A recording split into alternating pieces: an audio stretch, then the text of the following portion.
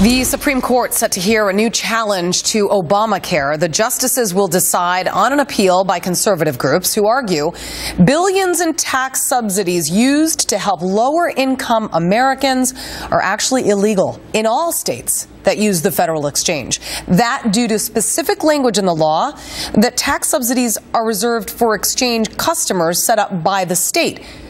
But 34 states use the federal exchange, meaning the tax credits for millions of Obamacare users could be on the line. Well, the case will likely be heard spring of next year. And one of the original goals of Obamacare, if you may remember, was to get more low-income Americans covered. But it turns out many of those newly insured are finding that in many cases, the extremely high deductibles are making the insurance too expensive to use. Jim Engel has details.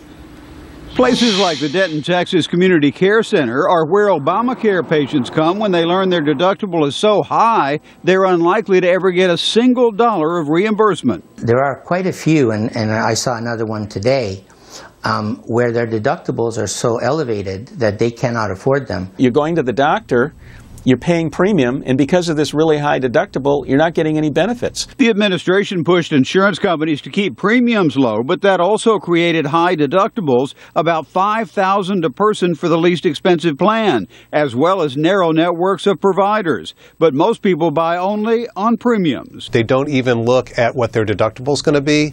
They don't look at the cost of the medications that they're on, and they don't look at the network that they have. One of the ladies that we saw, one of our patients, said she had called 8 primary care offices before she found us that would see her on her plan. So people are scrambling to find a doctor who will see them, and if a doctor orders additional tests or treatments, even those with Obamacare are sometimes forced to go without. They say, you can't believe what this would cost me. I can't afford that.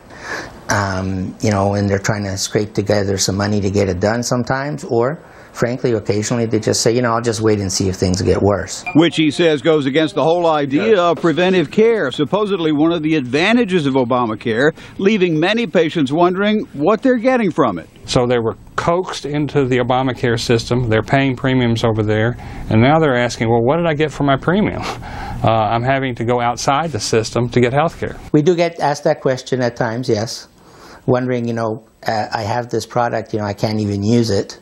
Millions signed up after the president said premiums would be less than their monthly cell phone bill. But now, even those the law was most designed to help are still having to pay for their own care.